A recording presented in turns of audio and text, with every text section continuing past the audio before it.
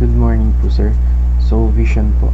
A leading local university known to develop excellent and virtuous professionals who are catalysts of progress for both the local and global communities. So, mission. University of Eastern Pangasinan is dedicated to producing highly competent and morally responsible UPNs through innovation, industry-focused education, sustainable research, and values-based curriculum. We commit to shaping ethical trailblazers, bringing our principle-centered culture, defining our values of makajos, marunong, and malinis. So, core values po, uprightness, excellence, and passion.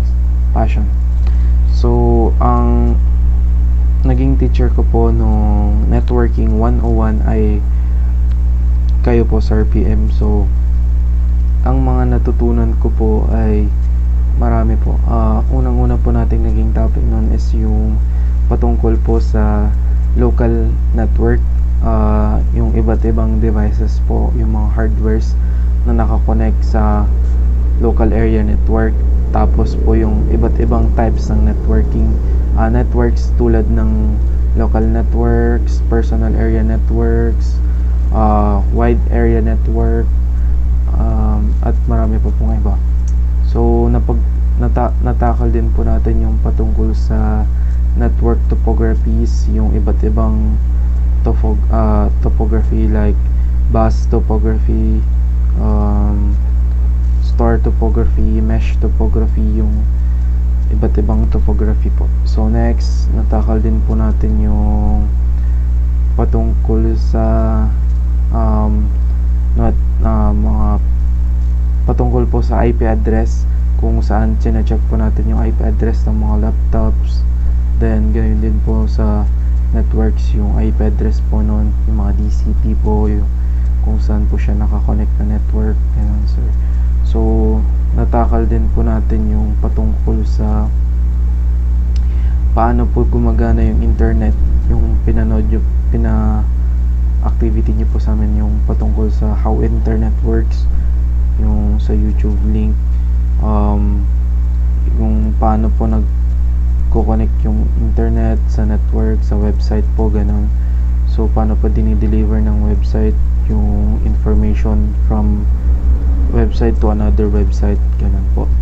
Then yung patungkol din po sa cable management, yung paggawa din po ng cable network po pala, yung paggawa po natin ng RG45, tas yung cable networks, yung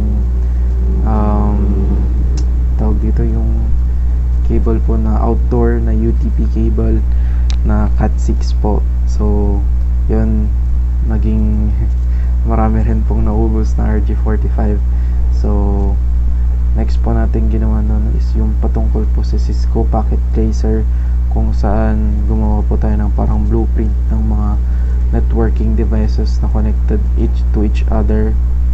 At dun po parang visual na blueprint po talaga, makikita yung iba't ibang hardwares connected, or iba't ibang devices na connected to each other. Tapos po yung nagpa-activity din po kayo ng peer-to-peer, which is yung nag-connect po kami ng tatlong laptop gamit po yung mga UTP cables or network cables na pinagawa nyo sa amin. So marami pa pong iba patungkol sa network management,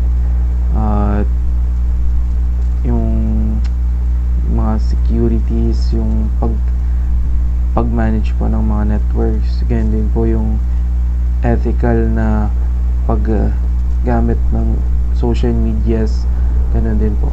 Yun lamang po. Thank you po, sir.